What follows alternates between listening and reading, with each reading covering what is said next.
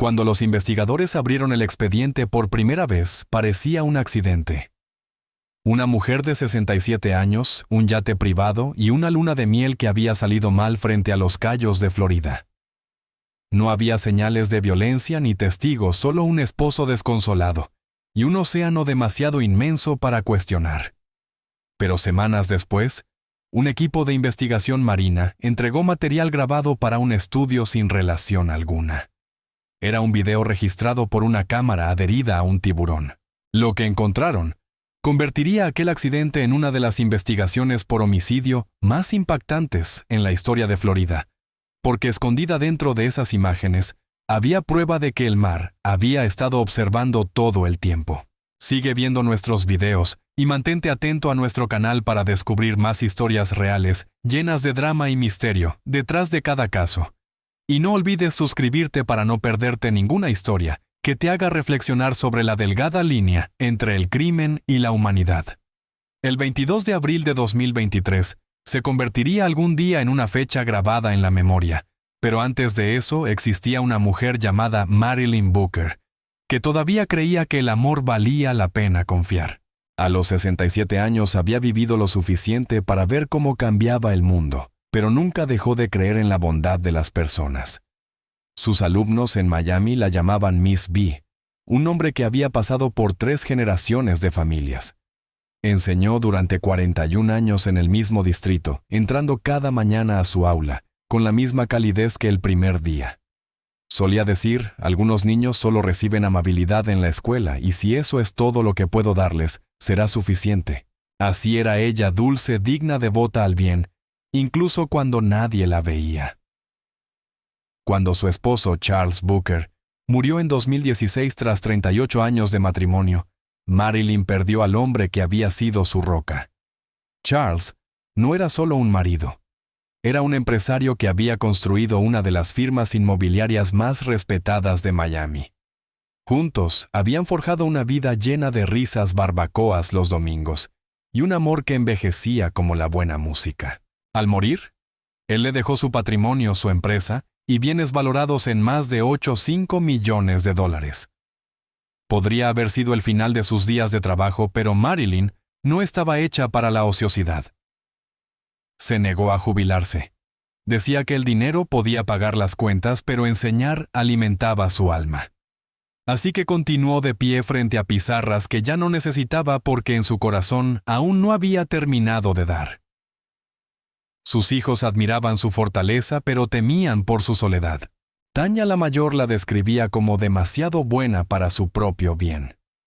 Jerome, el hijo del medio, solía decir que ella era la brújula moral de la familia, siempre viendo luz en personas que otros ignoraban. Patrice, la menor, era protectora. Llamaba todas las noches, solo para oír la voz de su madre. Juntos intentaban llenar el silencio que había dejado la muerte de su padre. Pero incluso el amor tiene límites cuando la soledad empieza a susurrar. Marilyn sonreía a través de todo, pero las paredes de su casa en Coral Gables resonaban distinto por las noches. Para 2019, había comenzado a asistir a más eventos benéficos del tipo que solía compartir con Charles. Decía que eso la ayudaba a sentirse útil.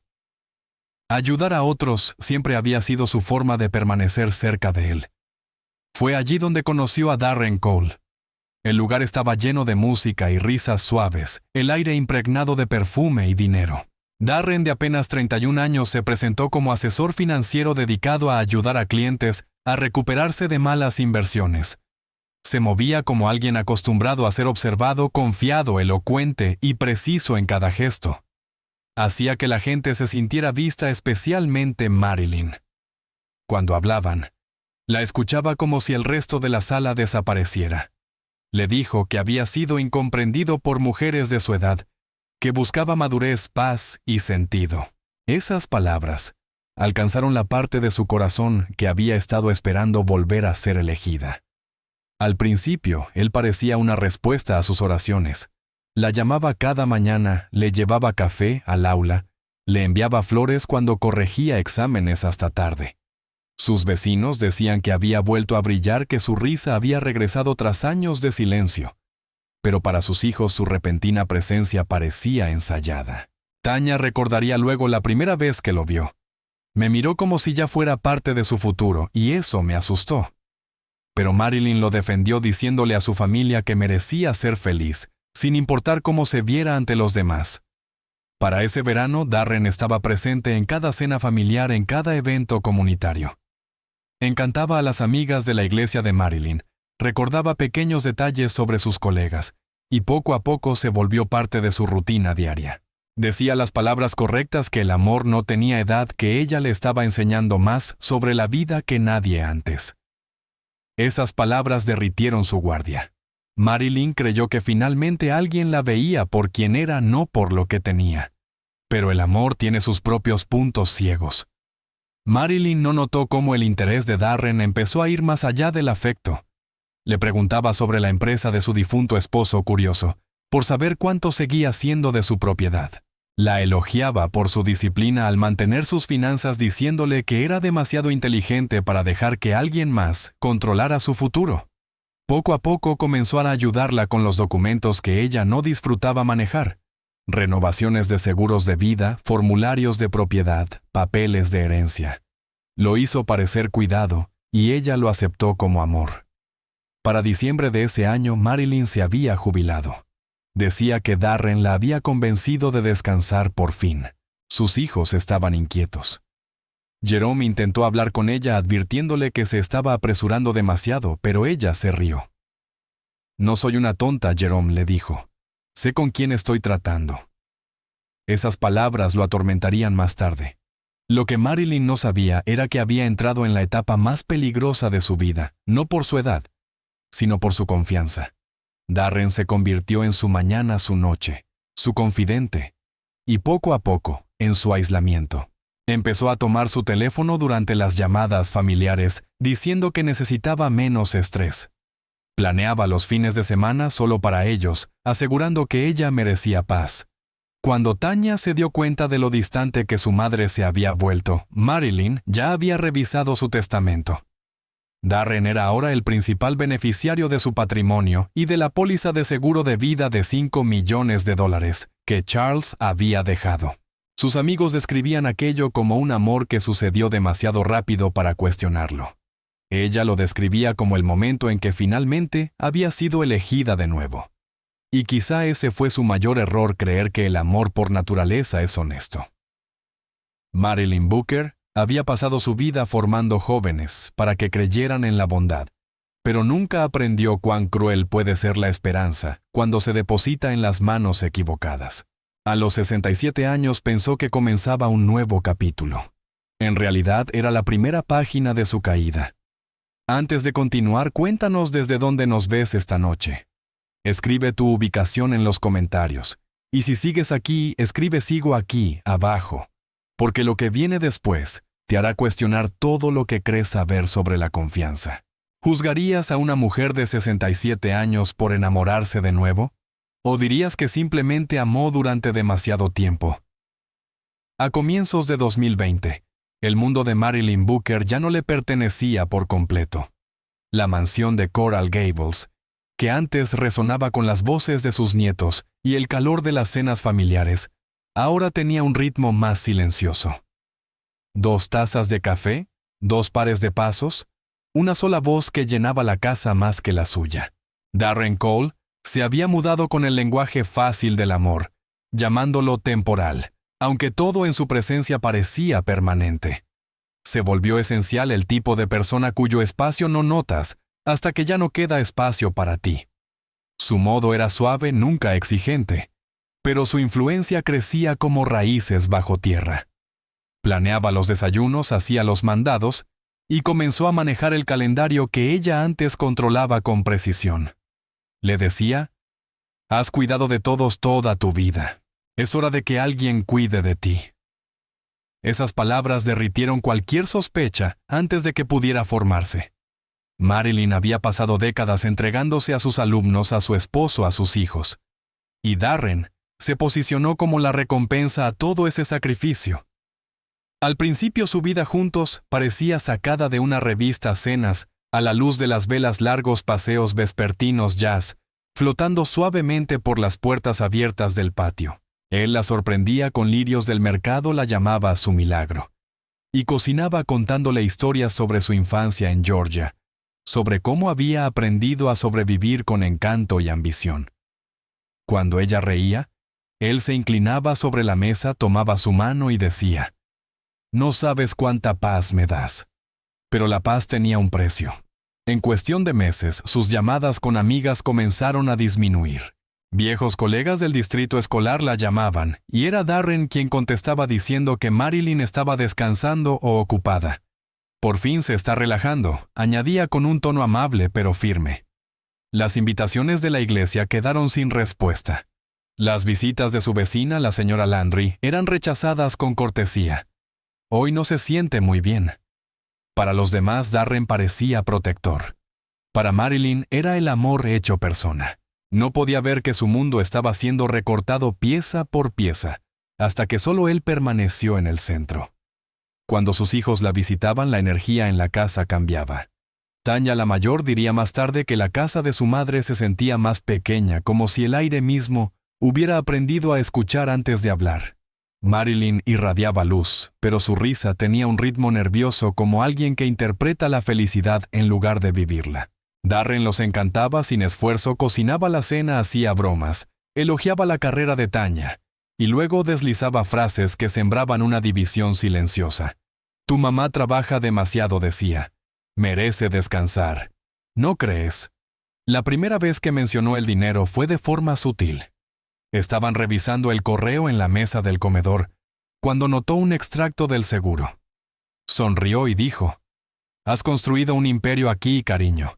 Deberías asegurarte de protegerlo bien». En cuestión de semanas reorganizó sus archivos, trasladó los pagos en línea, y lo llamó a ayudarla a mantenerse organizada. Ella se lo permitió porque Darren hacía que todo sonara como una asociación. Cuando se ofreció a encargarse de sus impuestos, ella dijo que sí. Cuando preguntó sobre sus planes de herencia, también dijo que sí. El amor, pensaba Marilyn, debía compartirse. Sin embargo, sus hijos comenzaron a inquietarse. Jerome le preguntó por qué lo dejaba manejarlo todo. «Porque es bueno en eso», respondió. «Y porque estoy cansada». Esa palabra cansada resonaría en sus mentes mucho después de su partida. A fines del verano, Marilyn se jubiló oficialmente. El anuncio llegó de forma discreta a través de un correo que escribió por sugerencia de Darren. Después de 41 años, cierro este capítulo con gratitud y paz. Sus colegas quedaron sorprendidos. Su directora le envió flores y una nota que decía: «Te vamos a extrañar». Darren guardó la tarjeta en un cajón y dijo: «Has pasado tu vida entregándote a los demás. Ahora déjame darte algo a cambio». Fue entonces cuando el control de Darren se volvió estratégico. Comenzó a manejar sus llamadas, decidiendo quién podía o no comunicarse con ella. Decía que era para protegerla del estrés. «No necesitas sus opiniones, cariño. Solo quieren verte infeliz». Esas palabras funcionaron como veneno disfrazado de afecto. Las conversaciones de Marilyn con sus hijos se hicieron más cortas, luego más raras. Las llamadas de Tanya iban directo al buzón. Cuando Patrice se presentaba sin avisar, Darren decía que Marilyn estaba durmiendo. En realidad, Marilyn ya había comenzado a sentir la tensión. Algunas noches se sentaba junto a la ventana del piso superior, con una taza de té, mirando fotos antiguas en su teléfono, su esposo Charles, sonriendo a su lado, sus alumnos, saludando en clase los niños amontonados junto al árbol de Navidad. Extrañaba esa versión de su vida, pero se repetía que esto era diferente, no peor. «Soy feliz», susurró una vez sin dirigirse a nadie. «De verdad soy feliz». Esa ilusión se rompió una fría noche de enero de 2020. Tanya llegó sin avisar, con las manos temblorosas, sujetando una carpeta llena de documentos financieros que había descubierto gracias a un contacto. Eran los antiguos negocios de Darren, todos breves, todos terminados en demandas o desapariciones. Entró directamente en la sala donde Darren estaba leyendo. Marilyn apareció segundos después, sorprendida. «Tanya, ¿qué pasa? ¿Qué pasa?». respondió ella con la voz quebrada. Él pasa, mamá. Mira esto. Te está aislando, cambiando tus cuentas, controlando todo. Darren no alzó la voz. Sonrió. No deberías creer todo lo que lees en Internet, dijo poniéndose de pie. Tu madre está bien. Es más feliz que en años. Los ojos de Marilyn se llenaron de lágrimas. Tanya, por favor, para. ¿Parar? ¿Crees que el amor significa alejarnos de ti? Replicó Tanya. No lo ves, mamá. Te está cambiando. Darren dio un paso al frente, su voz baja pero cortante. Quizás sea hora de que te vayas, dijo. La estás alterando.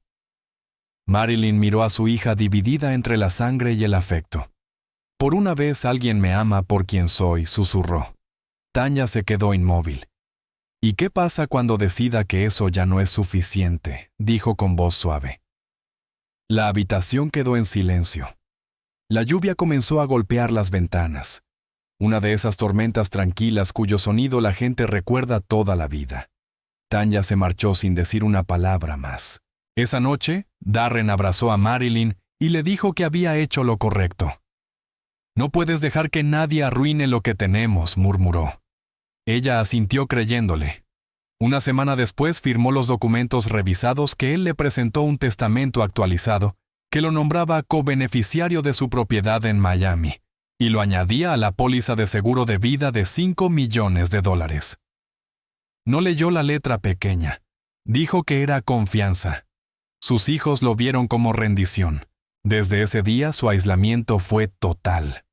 Darren manejaba sus llamadas, sus finanzas, sus estados de ánimo. Le decía, «No necesitas al mundo, Marilyn. Me tienes a mí». Y ella le creía porque era más fácil que enfrentar el vacío que traía la duda.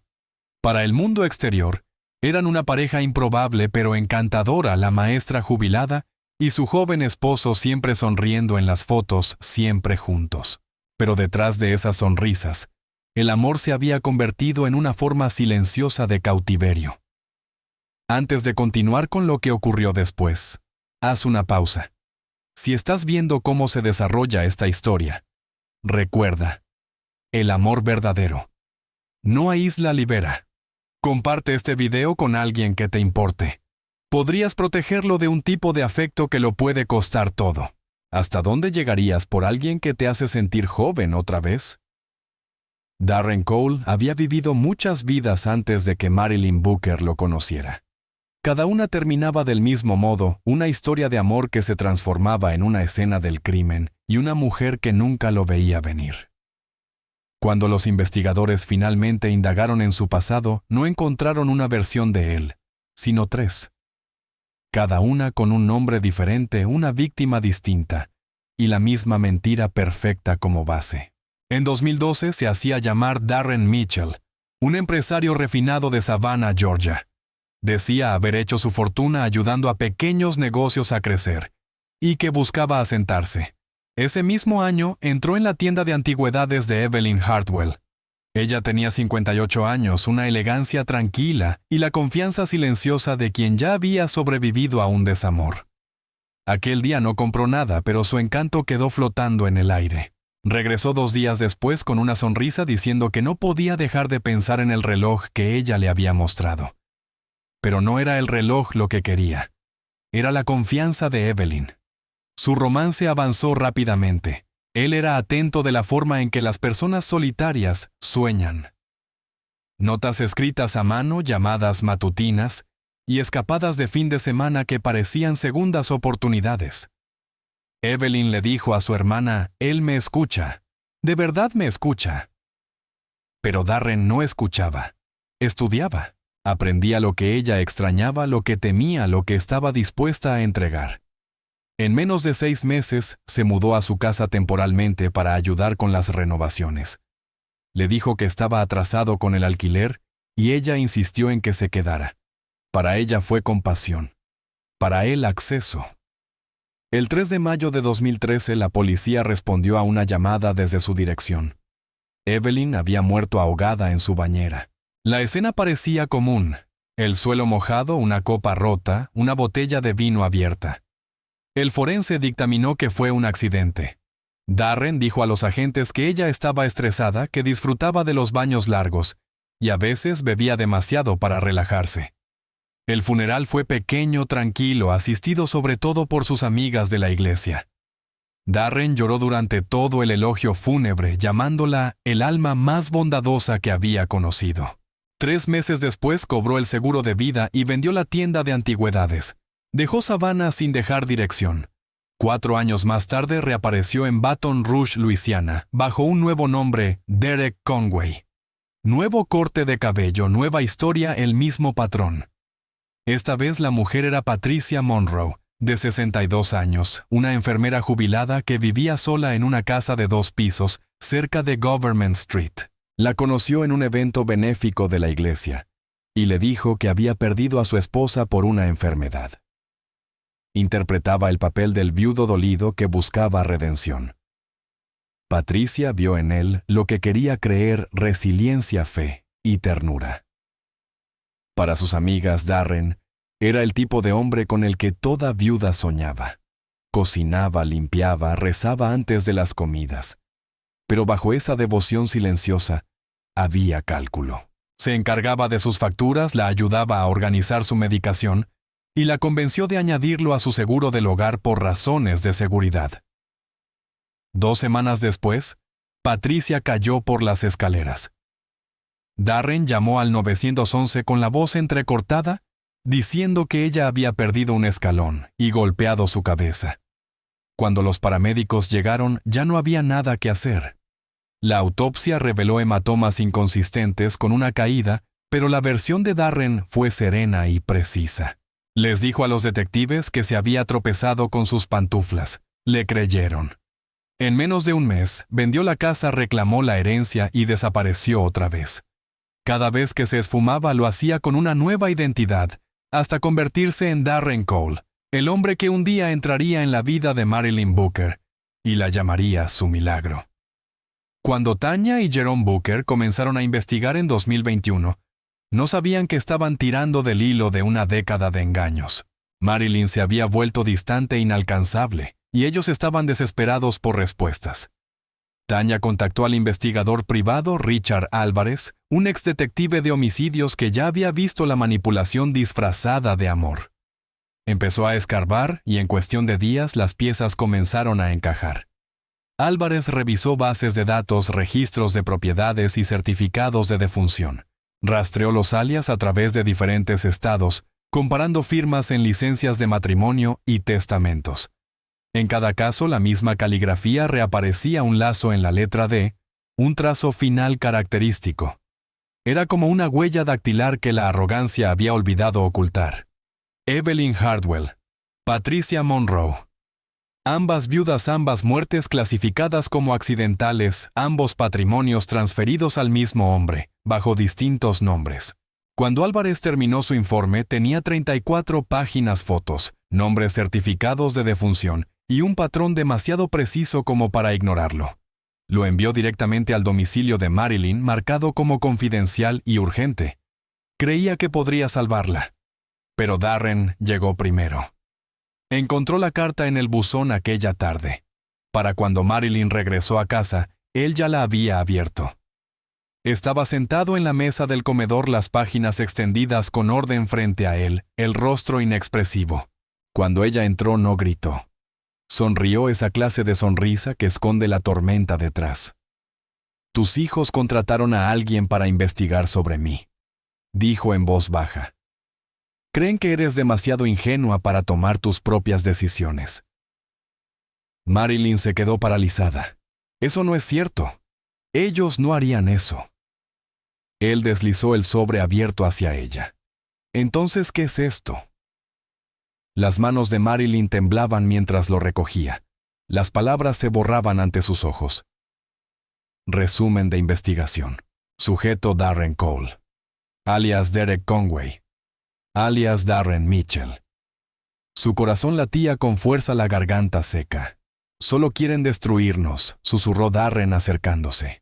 «No quieren verte feliz. No soportan que te ame». Marilyn quiso defender a sus hijos, pero el miedo y la confusión nublaron sus pensamientos. El hombre en quien confiaba estaba a centímetros de ella, su tono tranquilo pero helado. No lo sabía, pero estaba siendo reescrita su lealtad, reordenada por el mismo encanto que había destruido a 2 mujeres antes. Esa noche llamó a Tanya. Su voz sonaba distante, temblorosa. «¿Por qué harías esto?», preguntó. Tanya intentó explicarle los alias, las muertes, las pruebas, pero Marilyn la interrumpió. «No me estás protegiendo», dijo. «Estás intentando arruinar mi felicidad», y colgó. Fue la última conversación normal que tendrían. Después de esa llamada, Darren apretó el control. Cambió su número de teléfono, bloqueó las llamadas de Tanya y Jerome, e instaló nuevos sistemas de seguridad diciendo: «Ya no necesitas que te molesten». Le aseguró que el investigador mentía, que había gente intentando separarlos. Marilyn le creyó no porque fuera ingenua, sino porque él era paciente, convincente y persistente. La hizo dudar de su propia memoria. Semanas después, Álvarez recibió una llamada de un viejo contacto en Luisiana. Un propietario, mientras limpiaba un trastero, había encontrado una bolsa de lona llena de correos, recibos e identificaciones. Una a nombre de Darren Mitchell, otra de Derek Conway. Álvarez solo necesitó una mirada para decir: «Lleva años haciendo esto». Esa misma noche condujo hasta la casa de Tanya. Cuando ella abrió la puerta, él no dijo una palabra al principio. Simplemente le entregó las fotos. «Evelyn, Patricia y ahora Marilyn. Tu madre no es la primera», le dijo, «pero tenemos que asegurarnos de que sea la última». Tanya permaneció en silencio hojeando las imágenes. 3 mujeres, 3 sonrisas, un solo monstruo. Pero para entonces Marilyn ya se había marchado de fin de semana. Darren había reservado un viaje a Key Largo diciendo que necesitaban un poco de paz lejos del ruido. Ella no sabía que era el mismo movimiento que él había hecho antes, una última escapada, un final calculado. Todo estafador tiene un patrón, y todo patrón deja fantasmas detrás. ¿A quién creerías tú, a tu familia o a la persona que te hace sentir viva otra vez? Si has llegado hasta aquí en esta historia, gracias. Tu apoyo mantiene vivas estas narraciones. Únete a nuestro canal de YouTube para acceder a contenido exclusivo detrás de cámaras y ayudarnos a seguir contando historias que revelan la verdad antes de que sea demasiado tarde. 8 de octubre de 2022. Key Largo brillaba bajo una suave neblina matutina, el aire cálido, el océano tranquilo y el viento susurrando entre las palmas como si bendijera el momento. En la playa, rodeada de rosas blancas y risas discretas, Marilyn Booker vestía un traje de encaje marfil que atrapaba la luz del sol como una segunda oportunidad. A sus 67 años, se veía radiante con los ojos vivos de una esperanza casi infantil. Para ella ese día no se trataba de lujo ni de estatus, se trataba de ser vista, finalmente comprendida. El dolor del luto, los años de soledad, las dudas de sus hijos, todo parecía haber quedado atrás. Darren Cole estaba frente a ella, de 31 años, confiado, con el smoking oscuro abierto en el cuello, y el océano brillando detrás de él como un escenario diseñado solo para él. Su sonrisa era suave pero calculada, su mano descansando con delicadeza sobre la de Marilyn. A los ojos de todos parecía la devoción encarnada. Pronunció sus votos con convicción, prometiendo honrar su espíritu, su corazón y su eternidad. Las lágrimas de Marilyn cayeron libremente. Y cuando el oficiante dijo: «¿Puedes besar a la novia?», ella cerró los ojos y creyó que por fin estaba a salvo. Mientras los aplausos estallaban y las olas rompían suavemente los ojos de Darren, se desviaron hacia el fotógrafo. Durante una fracción de segundo su sonrisa cambió. No lo suficiente para que nadie lo notara, pero sí lo bastante para que la verdad se asomara por detrás de la máscara. En las redes sociales la boda parecía perfecta. Sus publicaciones inundaron los muros en cuestión de minutos, segundas oportunidades. Amor eterno. Mi reina. Las leyendas eran poéticas y las fotos cinematográficas. Para sus seguidores, él era un hombre renacido, la historia de un amor que desafiaba la edad. Lo que nadie sabía era que 5 días antes, en una tranquila oficina de seguros en el centro de Miami, Darren había firmado los documentos que aumentaban la póliza de vida de Marilyn a $5 millones. La tinta aún no se había secado cuando le susurró al empleado. Solo es una formalidad. La recepción de la boda fue pequeña, íntima y llena de risas. La amiga de Marilyn, Elaine Porter, quien la conocía desde hacía 20 años, se levantó para dar un brindis. ¿Has pasado tu vida entera dando?, dijo alzando la copa. Ahora es tu turno de ser amada. Marilyn sonrió y respondió: quizás algunas historias de amor no terminan. Solo toman el camino largo de regreso a casa. Sus hijos no estaban allí. Tanya se había negado a asistir, diciendo que no podía soportar ver una actuación. Pero eso no empañó la felicidad de Marilyn. Por una vez, sintió que su alegría no necesitaba permiso. Esa noche, cuando los invitados se habían ido, Darren se apoyó en la barandilla del balcón, observando la luz de la luna sobre el agua. ¿Eres feliz?, preguntó con un tono suave y medido. Por fin estoy en paz, respondió ella en voz baja. Durante años pensé que nunca volvería a sentirme así. Él sonrió colocando su mano con delicadeza en su espalda. Entonces hagámoslo durar para siempre. A la mañana siguiente abordaron un yate privado llamado Serenity, alquilado en un pequeño puerto cerca de Marathon Key. Darren le dijo que era su regalo de bodas. Solo nosotros, nadie más. El capitán Harold Dempsey, un marinero retirado de la Armada con décadas de experiencia, los recibió con amabilidad. Eligieron un buen momento, dijo.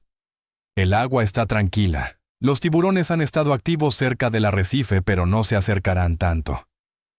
Darren sonrió levemente. Bien saberlo, capitán. Mientras el yate se deslizaba por las aguas abiertas, Marilyn sintió el viento despeinar su cabello. Cerró los ojos e inhaló el aire salado. Se siente como libertad, dijo. Darren pasó un brazo por su cintura. Así es como debería sentirse el amor. Los 2 primeros días transcurrieron en armonía, cenas a la luz de las velas, jazz suave, bailes descalzos sobre la cubierta. Era todo lo que ella había soñado que sería una luna de miel. Darren tomó decenas de fotos, publicando cada una con pies de foto amorosos. Ella es mi corazón.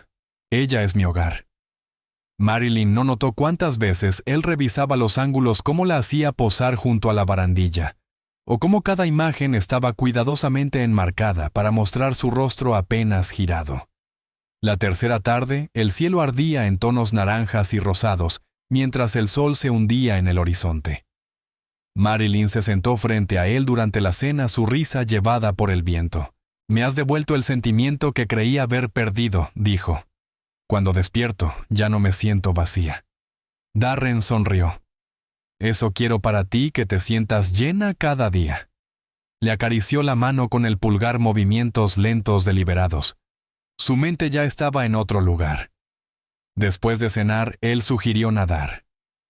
«Entremos antes de que oscurezca», dijo con naturalidad. Marilyn dudó. Aquí el agua parece profunda.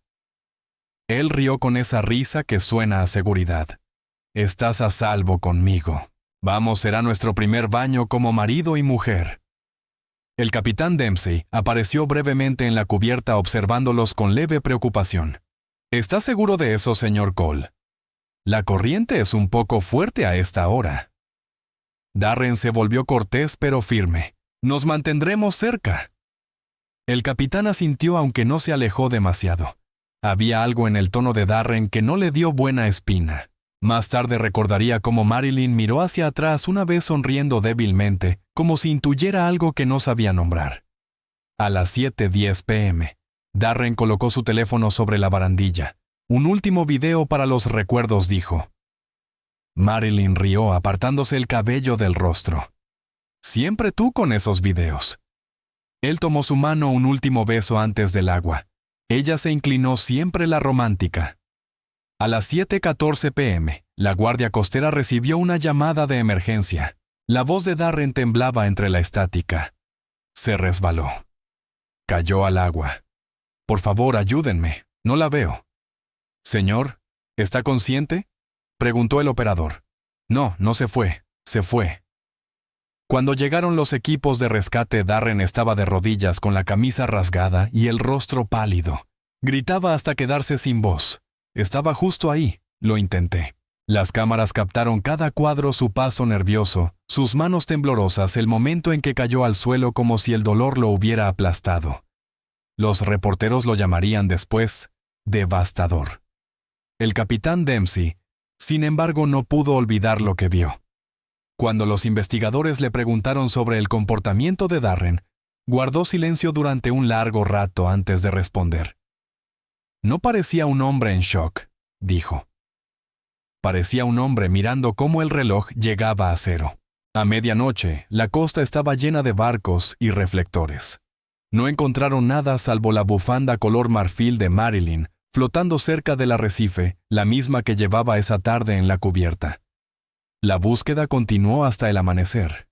Cuando el sol salió, Darren permanecía solo en el muelle con los ojos enrojecidos y la voz desgarrada. Para el mundo era la imagen misma de la tristeza.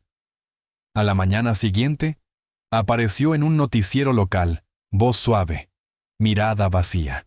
Marilyn era mi mundo, dijo. Nunca me perdonaré haberla dejado ir. El clip se volvió viral en cuestión de horas. La compasión inundó las redes. Una reza por Darren fue tendencia. Pero tras la pena pública reinaba el silencio. Ese tipo de silencio que esconde algo. Lo que Darren no sabía era que bajo esas mismas aguas, algo lo había visto todo. Un equipo de investigación que rastreaba tiburones del arrecife había colocado una pequeña cámara submarina en uno de sus ejemplares esa semana. Tardarían días en recuperar las grabaciones, pero cuando lo hicieron, el océano mismo habló. Y cuando habló, cada una de las mentiras que Darren había tejido con tanto cuidado, empezó a hundirse. ¿Darías ese salto de confianza si la persona que amas te lo pidiera? Si sigues viendo este video, dale like, compártelo y suscríbete al canal. Porque historias de amor como esta nos recuerdan que a veces los votos más hermosos son los más peligrosos de creer. El video que se reprodujo mostraba el cielo sobre los cayos de Florida, ardiendo en tonos dorados, fundiéndose con el mar, como una promesa demasiado frágil para durar. El yate se deslizaba silencioso sobre el agua, su casco blanco, cortando las suaves ondas mientras la música sonaba desde el teléfono de Darren. Marilyn Booker, radiante con una túnica blanca ligera, se balanceaba suavemente al ritmo, su risa llevada por el viento. «Nunca olvidarás esta noche», dijo Darren, rodeándola con sus brazos. Ella alzó la cabeza, sonriendo, los ojos reflejando los últimos rastros de luz. «Ni lo sueñes», susurró. El video recuperado más tarde de la cámara de Darren contaría la historia tal como él quiso que se contara al principio. Mostraba a dos amantes bailando frente al horizonte bañados por una luz dorada. Él besaba su frente. Ella reía aferrándose a su hombro. Luego llegó la pausa. Un instante de quietud demasiado breve para notarlo entonces, pero imposible de ignorar después. Su expresión cambió. La música siguió. Un movimiento brusco, un jadeo, y luego un chapoteo que se tragó su voz. Durante 2 segundos, él se quedó inmóvil. No por miedo ni por shock, solo quieto. Y entonces, como si recordara cómo debía sonar la desesperación, Darren corrió hacia la barandilla gritando su nombre. «¡Marilyn, Marilyn!». Su voz se quebró resonando sobre el mar abierto. Arrojó una cuerda al agua oscura aunque no había nadie allí para alcanzarla. Sus manos temblaban. Su respiración era rápida. La actuación había comenzado. A las 6:51 p.m., entró la llamada de emergencia. «Guardia costera, ¿cuál es su emergencia, mi esposa?» Cayó por la borda. Se resbaló. «No puedo verla». «Mantenga la calma, señor». «¿Lleva chalecos salvavidas? No, por favor. Envíen a alguien». Se fue. Se fue. El barco de la Guardia Costera, estacionado frente a Isla Morada, captó la señal de socorro en minutos. Los reflectores cortaron la luz moribunda mientras las tripulaciones se preparaban para salir. En el buque de investigación cercano, Blue Current, la bióloga marina Lydia Márquez levantó la vista de su equipo al oír el Mayday.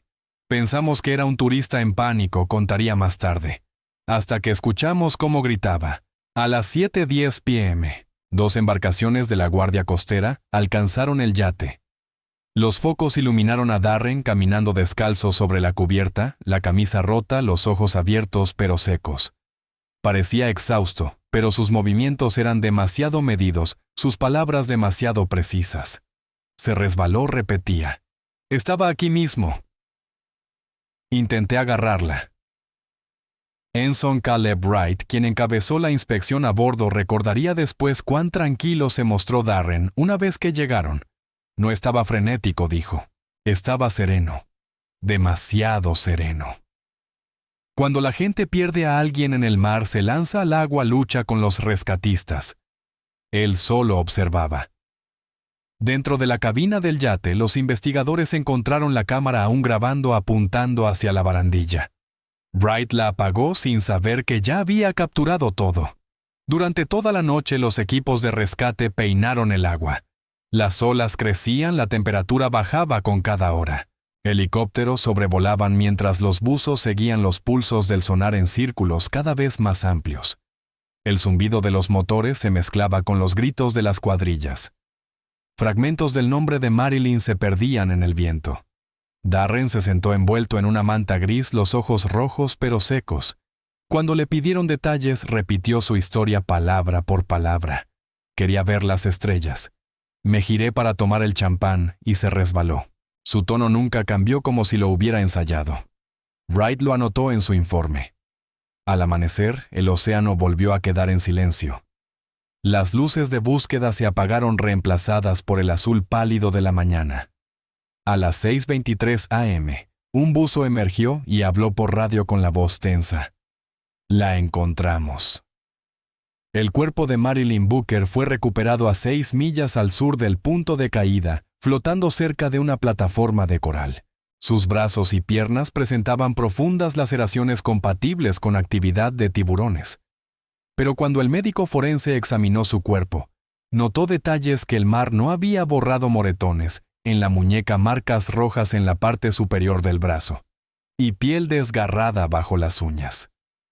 No eran del mar, eran de una lucha.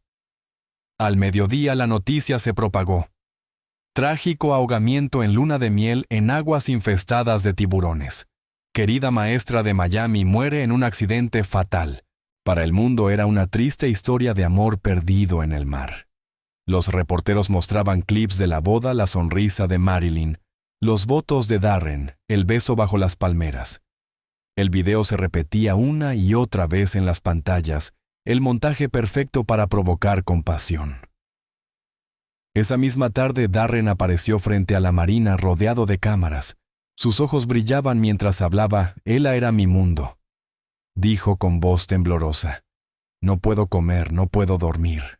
Cada vez que cierro los ojos la veo caer». Presionó las manos contra su rostro mientras los periodistas se inclinaban, capturando el dolor. En Internet, la historia se extendió más rápido que la marea. Reza por Darren volvió a ser tendencia antes de la medianoche. Miles enviaron condolencias llamándolo el esposo que lo perdió todo. Desconocidos donaron dinero a un fondo conmemorativo que él mismo había creado en nombre de Marilyn Booker.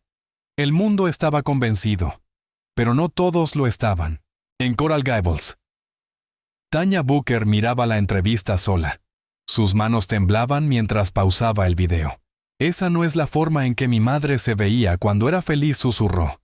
Se veía nerviosa. Llamó al detective Colin Fraser, el investigador principal, y le dijo que creía que su madre había sido asesinada. «Querrá ver su pasado», le advirtió. «Ya lo ha hecho antes».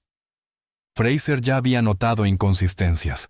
Darren afirmaba que el accidente ocurrió mientras buscaba champán, pero el corcho de la botella nunca apareció. Dijo que saltó al agua tras ella, pero su ropa estaba completamente seca cuando llegaron los rescatistas. «Algo no encaja», le dijo Fraser a su compañero, el detective Aaron Vega. «Está demasiado limpio». Esa noche, Fraser volvió a ver la grabación del yate. Contó 1 segundo, 2, 3. El tiempo entre la caída de Marilyn y su primer grito pidiendo ayuda. «No esperas para gritar cuando ves desaparecer a tu esposa», murmuró. «Simplemente gritas». 2 días después, llegó una llamada de la doctora Lidia Márquez, la bióloga marina que había estado rastreando tiburones cerca del lugar. Su equipo había recuperado una cámara de un tiburón punta negra marcado con GPS. «Querrá ver esto», le dijo a Fraser. Las imágenes eran inestables al principio, bancos de peces, arrecifes, luz filtrada entre el agua. De pronto sombras cruzaron por encima. La silueta del yate apareció pálida contra el fondo oscuro. Un cuerpo cayó desde arriba girando con los brazos extendidos. El tiburón giró instintivamente hacia el movimiento. Antes de que el agua se tiñera de rojo, una última imagen, fue visible un hombre de pie arriba observando. No saltó. No extendió la mano. Dio un paso atrás. Fraser congeló el fotograma. El ángulo captó solo la mitad inferior del rostro del hombre, pero fue suficiente. No entró en pánico, dijo Vega en voz baja. Estaba esperando. Mientras tanto, Darren continuaba su gira del luto. Asistió a una vigilia con velas, vestido de negro, sosteniendo una foto enmarcada de Marilyn. Ella me dio paz, dijo al micrófono con la voz quebrada, y la honraré por siempre. Las cámaras destellaron capturando la imagen perfecta del dolor. Pero en una pequeña oficina en Miami, la evidencia crecía. El informe de Fraser se hacía más grueso, marcas de tiempo, fotografías, declaraciones, y ese clip de 30 segundos de la cámara del tiburón. El océano al parecer lo había recordado todo. Al amanecer, un buzo regresó a la costa con un pequeño objeto envuelto en tela, el colgante de oro de Marilyn, el que había usado el día de su boda. La cadena estaba rota, el dije abollado, pero sus iniciales seguían visibles. Fraser lo colocó sobre su escritorio y susurró. Él la luchó. Ese simple hallazgo cambió todo de sospecha a certeza. La historia que Darren creyó haber enterrado bajo las olas estaba resurgiendo cuadro a cuadro, segundo a segundo. ¿Alguna vez has visto a alguien llorar y sentido que algo no estaba bien? Si sigues aquí, dale like, comparte este video y suscríbete al canal, porque a veces las historias más escalofriantes no tratan sobre los gritos que escuchamos, sino sobre el silencio que queda después. 6 de enero de 2023. El sol se alzaba lentamente sobre la costa de Miami, bañando los muelles del campus marino Rosenstiel de la Universidad de Miami con una luz suave. El buque de investigación Blue Current había regresado tras una larga expedición. Los motores se enfriaban, las gaviotas giraban perezosas en el aire. Dentro del laboratorio marino el ambiente vibraba con una rutina tranquila, teclados sonando, máquinas zumbando, y un tenue olor a sal, café y algo metálico. Para los investigadores, era solo una mañana más revisando grabaciones submarinas. Pero ese día, el océano estaba a punto de hablar. La bióloga marina doctora Lidia Márquez, una mujer meticulosa con años de experiencia estudiando el comportamiento de los tiburones, entró con un estuche impermeable bajo el brazo. Dentro estaba la cámara recuperada del tiburón punta negra que habían marcado 3 semanas antes cerca de los Cayos de Florida. La colocó sobre la mesa junto a su asistente Miles Donoghue, que estaba a mitad de un bagel reseco. «Veamos qué ha estado haciendo nuestro amigo», dijo con una pequeña sonrisa. Miles asintió y conectó el dispositivo a un monitor. La pantalla parpadeó hasta encenderse, revelando una lenta danza de luz y agua, jardines de coral, medusas flotando, y bancos de peces cola amarilla moviéndose como cintas a través de la corriente. Todo parecía normal. Lidia se recostó en su silla tomando notas, escuchando a medias el zumbido bajo de los altavoces. Entonces, alrededor del minuto 3, la grabación se oscureció. Las sombras cambiaron. El tiburón miró hacia arriba. Algo enorme rompió la luz de la superficie. Miles frunció el ceño y redujo la velocidad de reproducción. «Espera. ¿Qué es eso?», preguntó acercándose más. Una figura humana apareció borrosa al principio, hundiéndose rápidamente. Lidia se inclinó hacia la pantalla, la voz tensa. «¡Regrésalo!». Miles retrocedió el video cuadro por cuadro. La imagen se estabilizó y esta vez lo vieron con claridad. Una mujer agitaba los brazos cayendo desde lo alto. Y justo antes de tocar el agua, Otra figura de pie en la barandilla del yate extendía un brazo y empujaba. La cámara tembló cuando el tiburón nadó hacia el movimiento, capturando el caos que siguió: burbujas, movimiento y luego quietud. Por un momento ninguno de los dos habló. El único sonido era el zumbido tenue del monitor. La voz de Lydia rompió el silencio. «Por favor, dime que no es lo que creo que es». Miles tragó saliva. Eso es una persona. Eso es un empujón. El estómago de Lydia se revolvió. Rebobinó de nuevo con las manos temblorosas.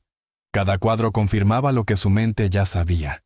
«Dame la marca de tiempo», dijo en voz baja. «Y llama a las autoridades ahora mismo». El registro de datos mostraba que la grabación fue realizada el 17 de diciembre de 2022, a las 6:47 p.m., la misma noche, y minuto en que Marilyn Booker fue reportada como caída de su yate. La coincidencia era demasiado exacta, demasiado perfecta. Al mediodía, el detective Colin Fraser estaba en el laboratorio con la chaqueta colgando del brazo y una expresión de incredulidad en el rostro. «¿Me estás diciendo que un tiburón grabó un homicidio?», preguntó. Lydia asintió con gravedad. «Tiene que verlo usted mismo». Apagaron las luces y reprodujeron el video. A medida que las imágenes avanzaban, el rostro de Fraser se endurecía. Se inclinó hacia adelante cuando llegó el momento: la caída de Marilyn. La silueta de Darren, la breve vacilación antes de dar un paso atrás. El agua brillaba distorsionando todo, pero no lo suficiente para ocultar lo que había ocurrido. Fraser se frotó la mandíbula. «Es él», murmuró. «Es Darren Cole». Miles lo miró. «¿Estás seguro?», Fraser asintió. «He visto suficientes maridos fingir pánico». Esperó antes de gritar. «Eso no es shock, es cálculo». Sincronizaron el video con los registros del GPS del yate, y las coordenadas coincidieron perfectamente. No quedaba espacio para dudas. Las marcas de tiempo, la dirección de la embarcación, incluso el sonido de la voz de Darren en la llamada de emergencia, todo encajaba. Esa misma tarde, Fraser llamó a su compañero, el detective Aaron Vega, que seguía investigando en Coral Gables. «Lo tenemos», dijo. La naturaleza lo atrapó con las manos en la masa. Vega llegó una hora después con café en mano y los ojos entrecerrados mientras el video se reproducía. «De verdad pensó que el océano guardaría su secreto», comentó. Fraser se recostó en su silla. «El océano no miente, solo tarda en hablar».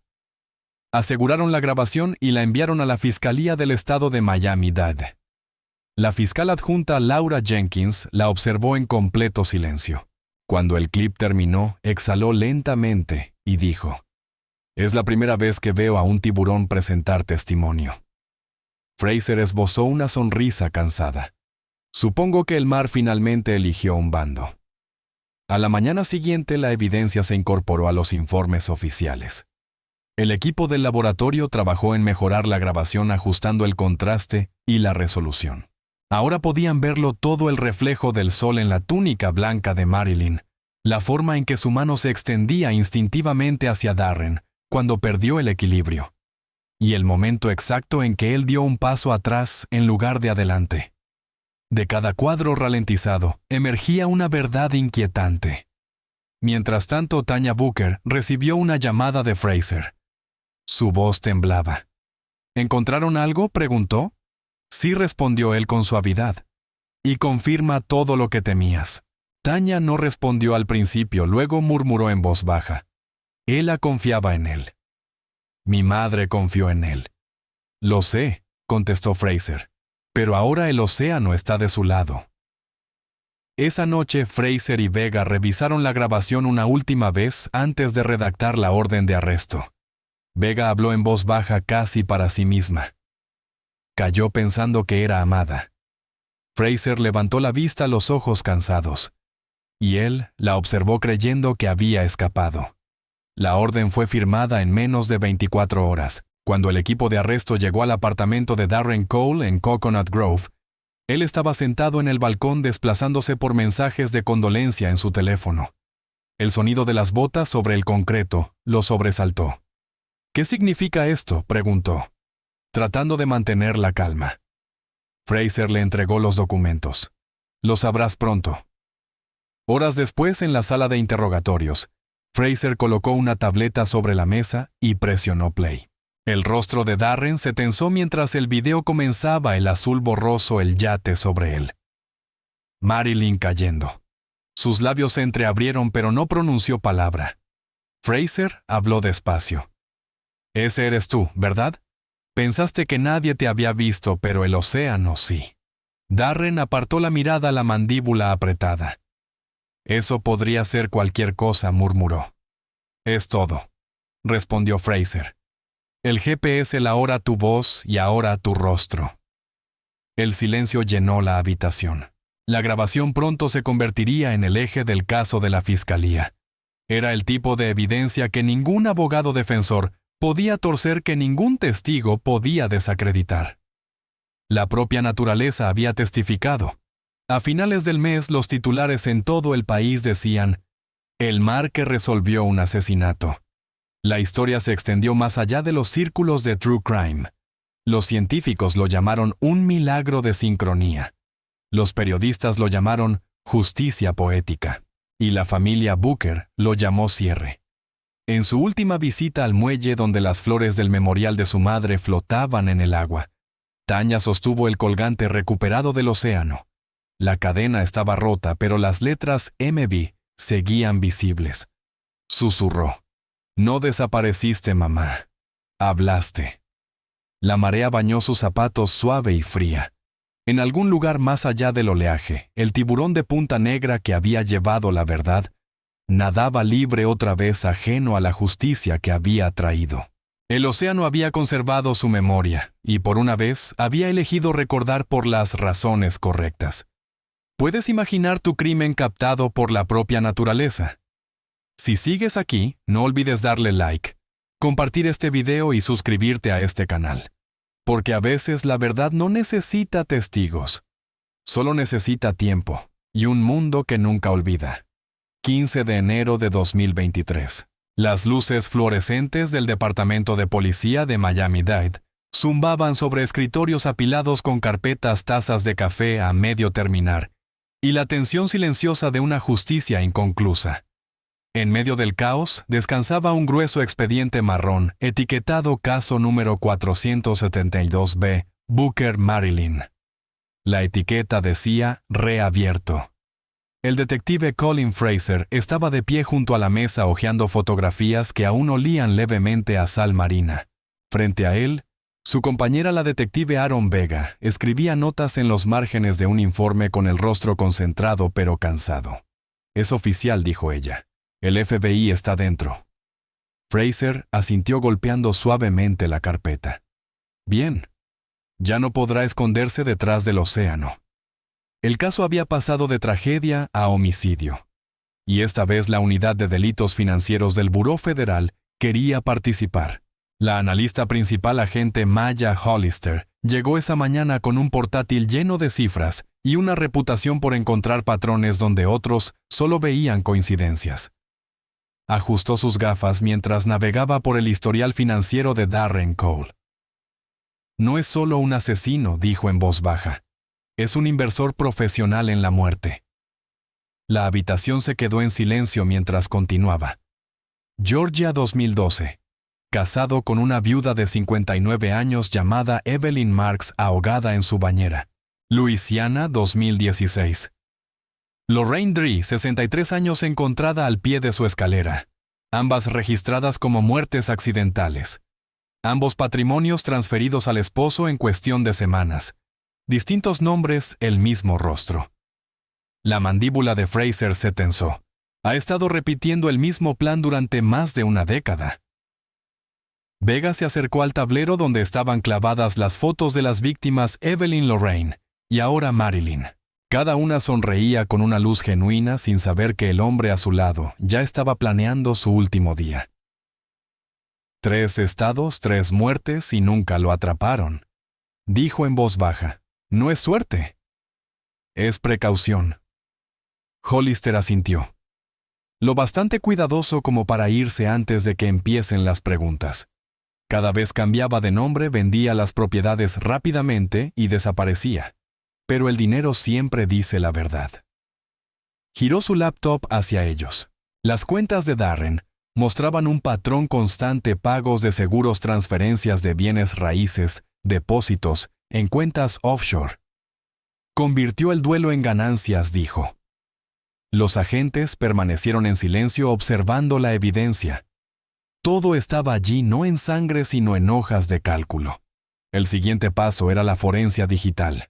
El portátil y el teléfono confiscados de Darren fueron entregados al especialista técnico del FBI Raymond Ellis, quien trabajaba en un laboratorio sin ventanas, lleno de servidores zumbando, y con el olor a plástico quemado de las máquinas sobrecargadas.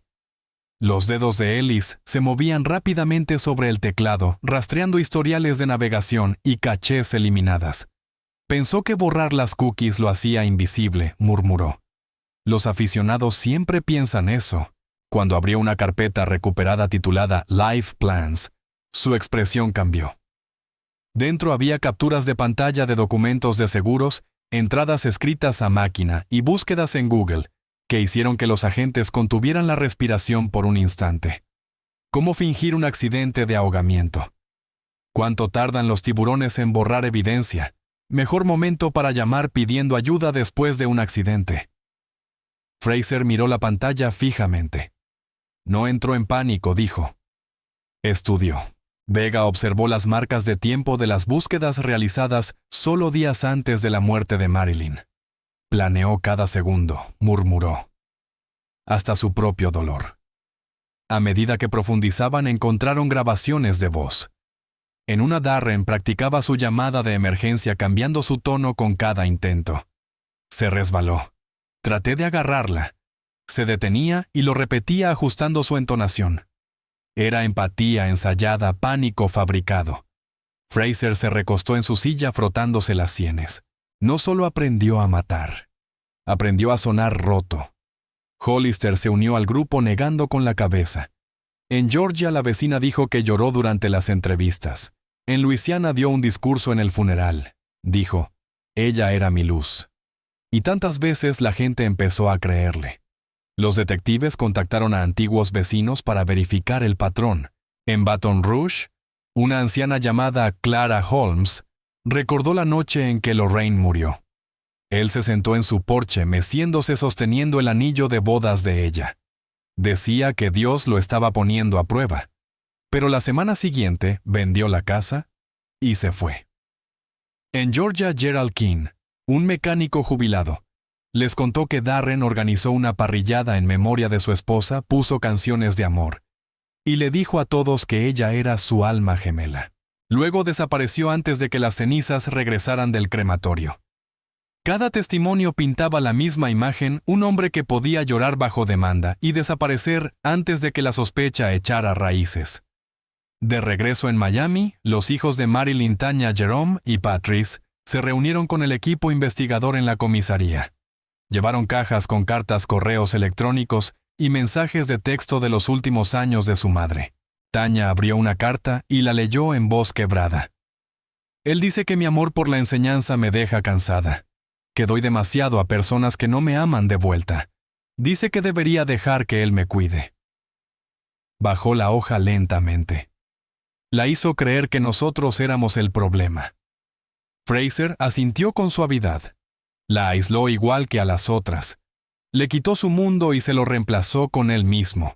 Cuanto más leían, más clara se volvía la manipulación. Darren la había convencido de retirarse, de cambiar su testamento, de acallar sus dudas con palabras que sonaban como cariño. En cada mensaje su control se volvía más agudo. Uno decía, no necesitas a nadie más que a mí. Ellos solo quieren tu dinero. Vega susurró. Usó el amor como un arma. Una semana después, los detectives ejecutaron una segunda orden de registro en el ático de Darren Cole, con vista a la bahía de Biscoyne. El lugar estaba impecable. Demasiado impecable. Sin fotos, sin recuerdos, sin rastro de vida, solo el orden estéril de un hombre que nunca tuvo intención de quedarse. Registraron primero el despacho. Dentro de un cajón, Fraser encontró una pila de identificaciones plastificadas, Luisiana, Georgia y Texas. Distintos nombres, pero el mismo rostro. Debajo había 3 certificados de matrimonio y copias impresas de pólizas de seguro de vida. Vega miró las fotos sujetadas con clips y las alineó sobre la mesa como si fueran una colección. Fraser no dijo nada. Solo cerró el cajón y recorrió el apartamento con la mirada. Construyó su vida como un modelo de negocio. Murmuró una esposa a la vez. Luego vino la caja fuerte. Se abrió con un leve silbido, revelando documentos ordenados con precisión, transferencias bancarias, detalles de cuentas offshore y un último contrato. El testamento modificado de Marilyn con la mitad de su patrimonio ya reasignado a él antes de su muerte. Los detectives intercambiaron miradas. Vega fue quien rompió el silencio. No se casaba con mujeres. Se casaba con finales. Esa noche de vuelta en la comisaría, el tablero blanco estaba lleno de nombres, fechas y cuerdas rojas conectando cada ciudad por la que había pasado. La sala estaba en silencio densa de comprensión. Fraser se paró frente al tablero marcador en mano. No es un hombre que perdió el control, dijo. Es un hombre que nunca quiso tenerlo. Vega cruzó los brazos. Ya lo hizo antes. Lo habría hecho otra vez. En ese momento todos en la sala comprendieron el patrón. Un rastro de afecto convertido en posesión de cuidado, transformado en control de amor, convertido en moneda. Cuando la prensa se enteró de la reapertura del caso, el titular decía: el FBI destapa un asesino serial conyugal, el amor a la venta. Pero para Tanya Jerome y Patrice no se trataba de titulares. Se trataba de la verdad, y del dolor de saber que las últimas palabras de su madre probablemente fueron dirigidas al hombre que la destruyó. Esa tarde, Tanya se detuvo frente al juzgado sosteniendo una foto enmarcada de Marilyn. Su voz temblaba. Pensó que había encontrado el amor otra vez, dijo suavemente. Pero el amor no debería terminar en papeleo y muerte. ¿Sospecharías alguna vez que alguien podría planear la muerte con tanta precisión? Si llegaste hasta aquí, no olvides darle like, compartir y suscribirte a este canal, porque a veces las personas que más fuerte dicen amar son las que están ensayando su despedida. 12 de mayo de 2023.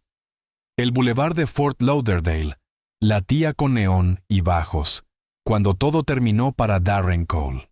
2 agentes vestidos de civil surgieron de la multitud, un destello plateado de esposas, una sonrisa que no encajó, y luego la lenta caminata entre teléfonos y luces de cámara.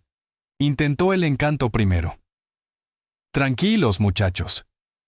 Iré por las buenas, dijo, e incluso agradeció a un oficial por cuidar sus zapatos, porque la actuación le había funcionado en todas partes.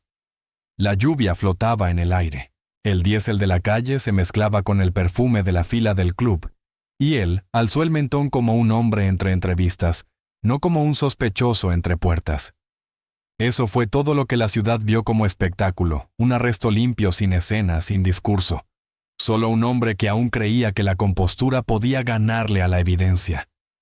El papeleo ocupó el resto de la noche, y el océano, en algún lugar más allá del puente, siguió su curso sin comentar. El caso se movía como una marea. No se podía detener.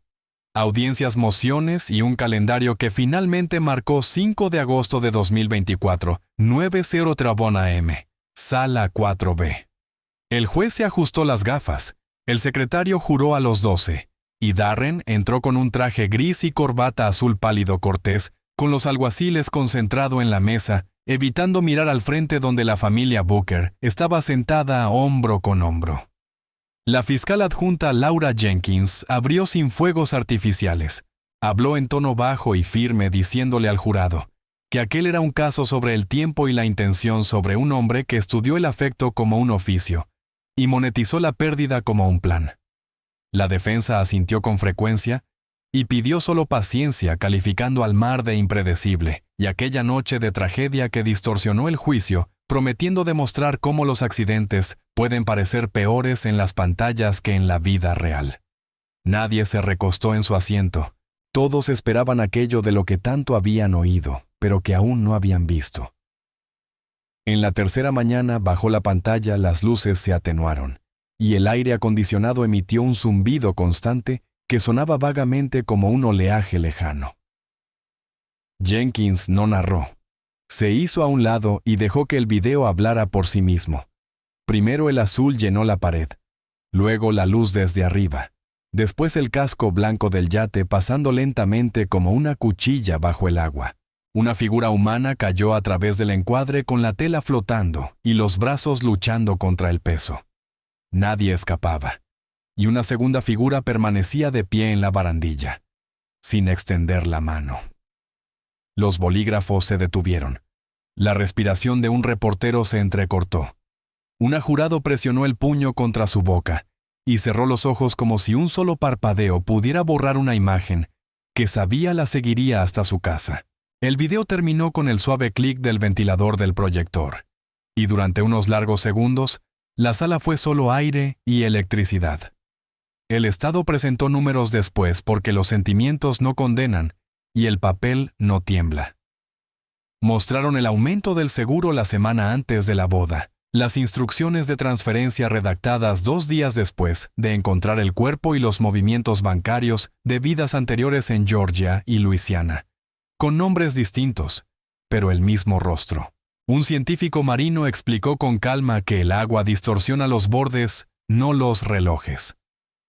La marca de tiempo de la cámara del tiburón coincidía exactamente con el GPS del yate y la llamada al 911 minuto por minuto, y se podía ver cómo la postura de un jurado cambiaba cuando la certeza reemplazaba la duda.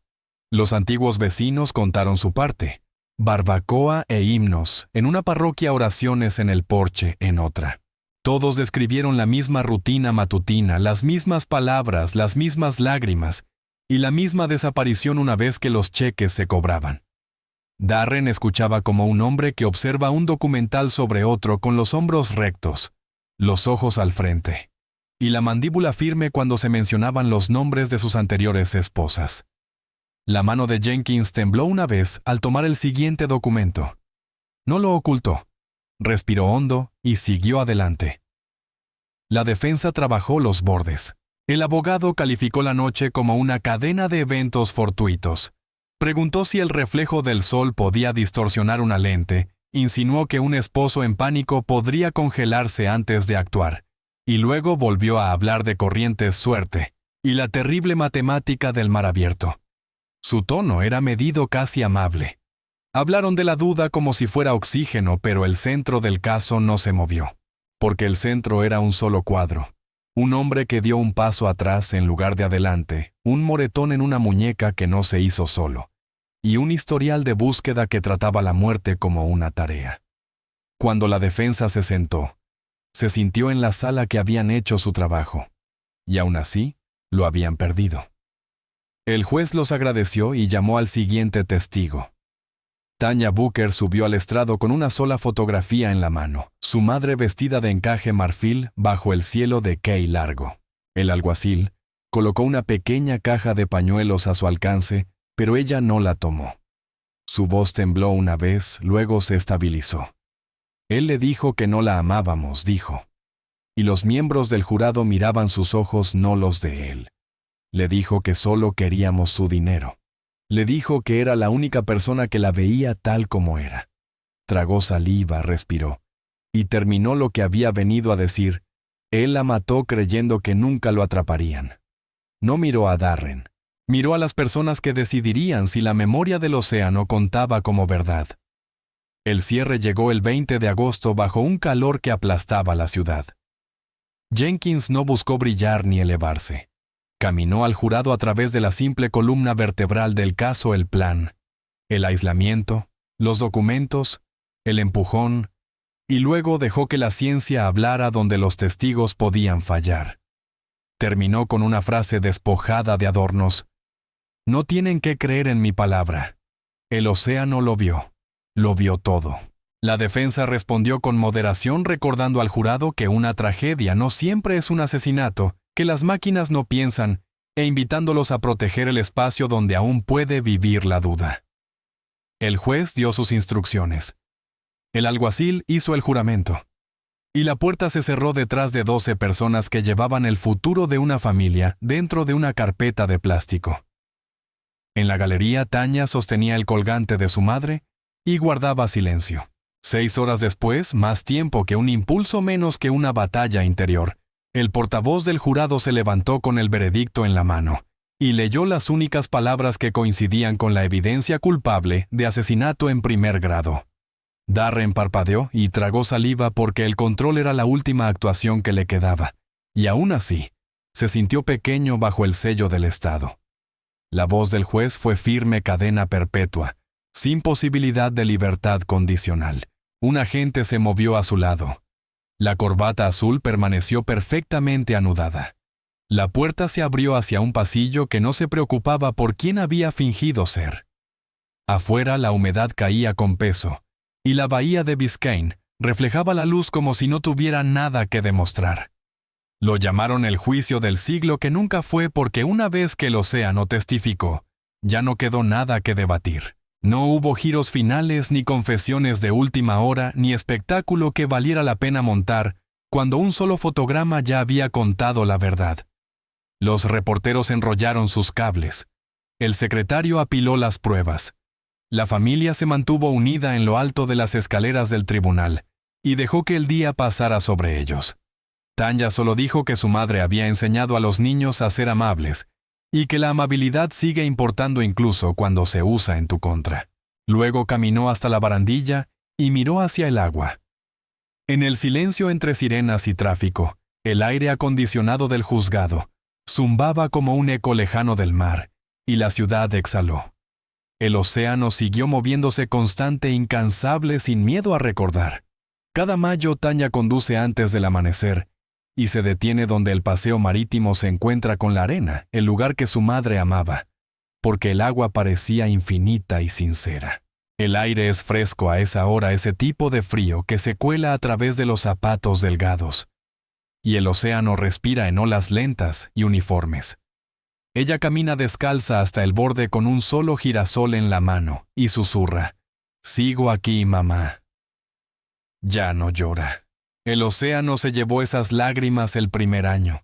Lo que trae ahora es memoria más pesada, más silenciosa y tan obstinada como la marea.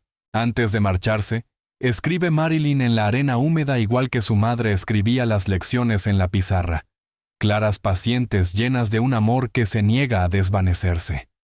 Mientras la corriente arrastra su susurro mar adentro, otro recordatorio reposa tierra adentro.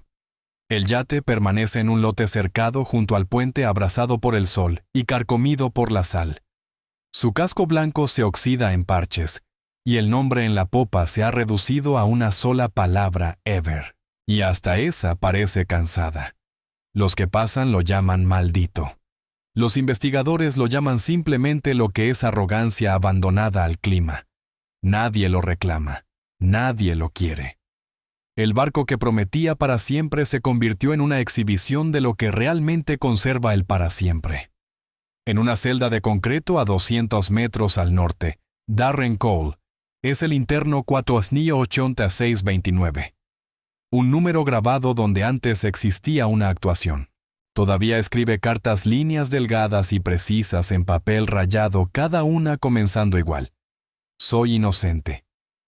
Las envía a periodistas conocidos lejanos y una vez al buzón de los Booker. Tanya devolvió esa sin abrir. Él firma con una curva ordenada bajo su nombre, como si siguiera vendiendo una versión de sí mismo que nadie compra, y nunca escribe el nombre Marilyn. La mentira es su última posesión. La Fundación Marilyn Booker entrega sus primeras becas a estudiantes que prefieren los salones de clase antes que los aplausos. Se reúnen cada primavera en la playa. Los nombres se leen sobre el sonido del agua, y un pequeño ramo se deja flotar con una nota que dice: «Por el amor que nunca dejó de dar». Tanya cierra la ceremonia siempre con la misma frase. El océano le quitó la vida, pero luego le devolvió su historia. Las olas responden constantes como la respiración. ¿Crees que personas como Darren nacen así o son moldeadas por lo que la vida da y quita con el tiempo? Cuéntanos abajo. Entender el porqué no excusa el daño, pero podría ayudar a alguien a reconocer el peligro antes de que lleve una sonrisa. Él pensó que el océano lo protegería. Pensó que nadie lo había visto. Pero la verdad siempre encuentra la manera de salir a la superficie por más profunda que esté enterrada. La corriente que una vez se llevó su cuerpo trajo de vuelta otra cosa, una confesión escrita en olas y atestiguada por la naturaleza misma. El océano no olvidó. Recordó cada ondulación, cada grito, cada mentira. Esta noche la sonrisa de Marilyn Booker sigue viva en cada niño que su fundación ayuda, en cada marea que alcanza la orilla que ella amaba. Su historia nos recuerda que la justicia a veces viene de los lugares menos esperados. Deja tus pensamientos en los comentarios. ¿Crees que el amor puede cegar incluso al corazón más sabio? Y si historias como esta te conmueven, suscríbete para más relatos reales que prueban que hasta el océano guarda sus secretos, hasta que decide contarlos.